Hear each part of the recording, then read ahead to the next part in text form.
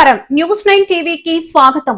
ముస్లిం సోదరుల పవిత్ర పండుగ బక్రీద్. ఈ వేడుక కోసం బైన్సా నగరం ముస్తాబవుతుంది. వేలాది మంది భక్తులు ప్రార్థనలు చేసే ఈద్గా మైదానం ఇప్పుడు సరికొత్తగా తయారవుతుంది.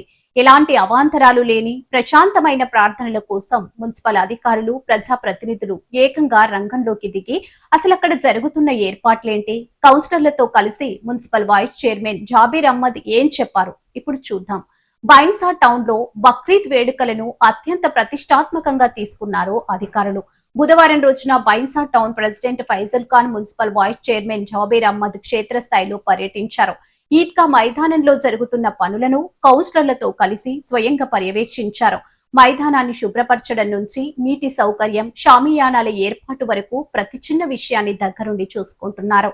ఈ సందర్భంగా వైస్ చైర్మన్ జాబీర్ అహ్మద్ మాట్లాడుతూ భక్తులు ఎండకు ఇబ్బంది పడకుండా, ప్రార్థన సమయంలో ఎలాంటి అసౌకర్యం కలగకుండా అన్ని మౌలిక వస్తువులు కల్పిస్తున్నాం. పండగ రోజున పకడ్బందీగా ఏర్పాట్లు ఉండేలా జాగ్రత్తలు తీసుకుంటున్నామని స్పష్టం చేశారు. ఎక్స్ చైర్మన్ మొహమ్మద్ తో పాటు పలువురు కౌన్సిలర్లు ఈ తనిఖీలో పాల్గొన్నారు. ప్రజలందరూ ప్రశాంతంగా పండగ జరుపుకోవాలన్న ఉద్దేశంతో నిరంతరం పర్యవేక్షిస్తున్న ప్రజా ప్రతినిధుల తీరు ఇప్పుడు బైన్సాలో హాట్ టాపిక్ గా మారింది. బక్రీద్ వేడుకల కోసం సిద్ధమవుతున్న ఈద్గా మైదానం నుంచి కెమెరా పర్సన్ తో కలిసి మీ న్యూస్ 9 టీవీ ప్రతినిధి ముధోల్ కాన్స్టెన్సీ.